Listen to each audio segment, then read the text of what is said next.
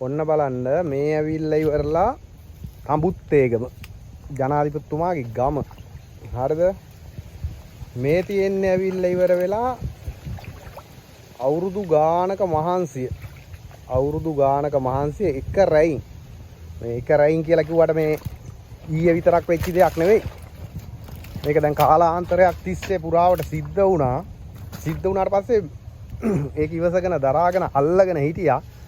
නමුත් දැන් මේ මෑතකින්දන් අමුතු සෙල්ලම පටන් අරන් තියෙනවා. ඒ කියන්නේ වෙන කලින් සරවලට ආපු වලින්ට වඩා වෙනස් විදිහේ මිනිමරු වලියෙක් මේ ප්‍රදේශي සැරිසරනවා.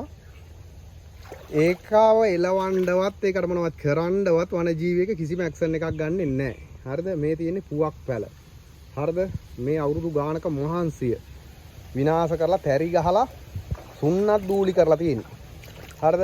මේ පොල් පැල උතුරු පොල් ත්‍රිකෝණය ආරම්භනවා, පොල් සංවර්ධනය කරනවා, පොල් හිගේට විසඳුම් හොයනවා කියනවා. මේ බොහොම අමාරුවෙන් වගා කරගන්න පොල් පැලේටවත් තියෙන්න දෙන්නේ නැහැ. ඔන්න මේගොල්ල හැබැයි ඔය නාමල් කරුණාරත්නලා එහෙම ඒ දවස්වල කෑ ගැහුවේ අලි ගම් වදින කේස් එකට අරකට මේකට මෙයාලා මහ ලොකුවට කෑ ගැහුවේ. එයාලා ගාව තියෙනවා විද්‍යාත්මක වැඩපිළිවෙල. මේ දැන් මම පෙන්නන්නේ විද්‍යාත්මක වැඩපිළිවෙල මහ පොළොවේ ක්‍රියාත්මක වෙන විදිය.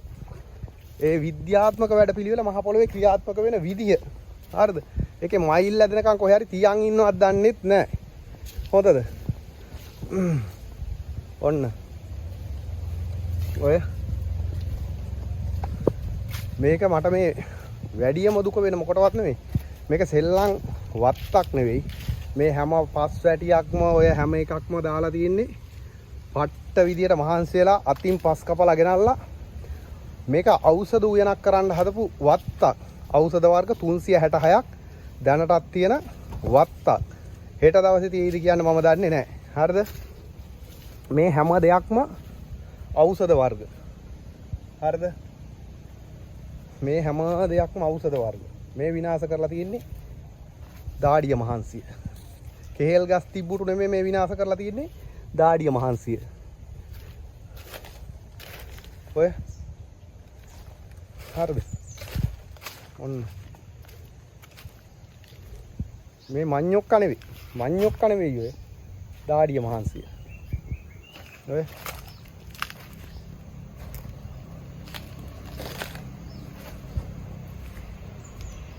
විද්‍යාත්මක වැඩපිළිවෙල. ඔන්න විද්‍යාත්මක වැඩපිළිවෙල කොහොමද කියලා කියනවා නම් ඊයේ බොහොම මාරුවෙන් 99න් තමයි ජීවිත බේරගත්තේ. මේ ස්ලැබ් එක උඩට නැගලා 99න් ජීවිත බේරගත්තේ.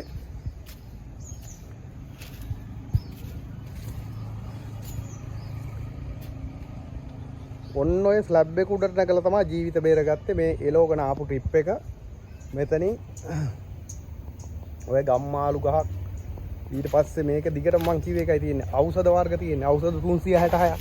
මෙතනින් ඇවිල්ලා අර අතන තියෙන රත් අඳුන් ගහක්. මේ රත් අඳුන් ගහ දෙකට නමලක් මේ වෙලා තියෙන්නේ. ඔන්න ඔය ස්ලැබ් එක උඩ ඉද්දී මේ තියෙන්නේ අඩිය. මෙතෙන්ට ඇවිල්ලා තමයි හොඬේ දැම්මේ ස්ලැබ් එක උඩිනුත් ඇදලා ගන්න. ඔන්න මේ විනාශ කරලා තියෙන හැම දෙයක්ම. ඒ කරලා රීලත් ගිහින් තියෙන මේ රීලත් ගිහින් තියෙන්නේ. විද්‍යාත්මක වැඩපිළිවෙල එලි දක්වනකොට මහ පොළොවේ අපි ප්‍රායෝගිකව කරන දේවල් තමයි මේ ගෝණි පඩංගු වලට පස් ගැට ගල් ගැට තියලා එව්වට ලාම්පු තෙල් පත්තු කරලා ගගහ තමයි එලවන්නේ. මොකද විද්‍යාත්මක වැඩපිළිවෙල එලි දක්වන්න ලොකු කාලයක් යනවනේ. එතකොට ඉතින් වෙන්න තියෙන හැමදේම ඉවරයි. වෙන්න තියෙන හැමදේම වෙලා ඉවරයි. මට මං කිව්වේ දුක වෙන මොකටවත් නෙවෙයි. මේ තියෙන්නේ ලංකාවට ආවේනික වෙච්ච ඕකිඩ් විශේෂයක්. මේ තියෙන්නේ මී ගහක්. මී ගහේ මේ තියෙන්නේ ගොනිකා වැලක්. එක ගහේ ඖෂධ වර්ග 3ක් තියෙනවා. මේ තියෙන්නේ බක් මී ගහක්. බක් මී ගහට මේ යවලා තියෙන්නේ තීරස්ස වාලු වැලක්. ඔය තියෙන්නේ මීයක්. මී මහි ජනපදයක්. මේ තියෙන්නේ මිදෙල්ල ගහක්. මිදෙල්ල ගහට මේ යවලා තියෙන්නේ නවහන්දි වැලක්. මේ තියෙන්නේ මගුල් කරඳ ගහක්. මගුල් කරඳ ගහට මේ යවලා තියෙන්නේ රසකින්ද වැලක්.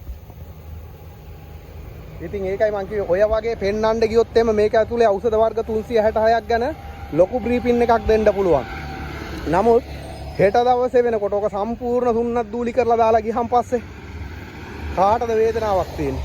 මේ මහා පාරේ හදලා තියෙන ඖෂධ වර්ග. මහා පාරේ ඖෂධ වර්ග හදලා තියෙන ඒවා විනාශ කරලා දාලා තියෙන්නේ. මේ තියෙන්නේ ගිනි තිල්ල වැලක්, එහා පැත්තේ තියෙන්නේ අමුණ වැලක්, එහා පැත්තේ තියෙන්නේ කල වැලක්, ඊට එහා තියෙන්නේ බොකල වැලක්. එහෙම තමයි පාරේ ඉඳලා ඖෂධ හදාගෙන වත්ත ලස්සන්ට හදාගෙන මේවා කරගෙන ගියපු එකක් තමයි විනාශ කරලා දාලා තියෙන්නේ. මේ තියෙන්නේ ගල් නෑව තඹුත්තේගම ප්‍රධාන පාර ආංගර වංගුවට එහා පැත්තේ තමයි ජනාධිපතිතුමාලාගේ ගෙවල් තියෙන්නේ. අර වංගුවට එහා පැත්තෙන් තියෙන ජනාධිපතිතුමාලාගේ ගෙවල්. මං කියන්නේ මේ ජනාධිපතිතුමා මේවට වග කියන්න ඕන කියන එක නෙමෙයි කියන්නේ. පරිසර ඇමතිලා ඉන්නවනේ. අන්නේ ඇමතිලාගේ වගකීමක් හා යුතුයකමක් තියෙනවා. මේ ප්‍රදේශයන් වල ජීවත් වෙන මිනිස්සුන්ගේ හඬට කන් දීලා ඒ මිනිස්සුන්ගේ අදහස් අරගෙන ඉවර වෙලා ওই විද්‍යාත්මක වැඩපිළිවෙළවල් පහුකාලීනව හරි සිද්ධ වෙනකන් తాවකාලික ක්‍රමවේද හරි හදන්න. ඒකයි වගකීම. රටේ ත්‍රිවිධ හමුදාවක් ඉන්නවා යකෝ. ගෙනල්ලා ඔය තැන් වල පොයින්ට් හදලා දැම්මා නම් తాවකාලිකව. දැනට මේ මනුස්ස ජීවිත 4ක් විනාශ වෙලා තියෙනවා. මකුලෑව තිස්පනේපුර ඔය ඒරියා එකේ මනුස්ස ජීවිත 4ක් විනාශ වෙලා තියෙනවා. මේ අලියා ඇවිල්ලා ඉවරලා අර වෙඩි වලට දුවන, හුළු පන්දන් වලට දුවන එහෙම අලියෙක් නෙවෙයි මේ අලියා. මේක මේ ප්‍රදේශයෙන් අයින් කරන්න ඕන. ඒක තමයි බලධාරීන්ගේ යුතුයකම. එහෙම නැත්තම් මොකද්ද වෙන්නේ? හෙට අනිද්දා වෙනකොට සිද්ධ වෙන්නේ වෙන මොනවත් නෙවෙයි. අලියටත් ෂොට් එක හම්බෙයි මිනිස්සුන්ගේ. මොකද මිනිස්සු ඉවසගෙන ඉන්න එකේ සීමාවක් තියෙනවනේ. මේ වගේ හානි කරලා යනකම් මිනිස්සු බලන් ඉන්න මිනිස්සු පිස්සෝ නෙවෙයිනේ. සතෙක්ට බදු දීලා යන්න. මේ හැම දෙයක්ම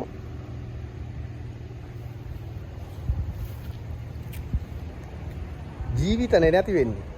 ඔය ස්ලැබ් එක තිබ්බේ නැත්තම් ජීවිත 4ක් ඉවරයි ඊයේ.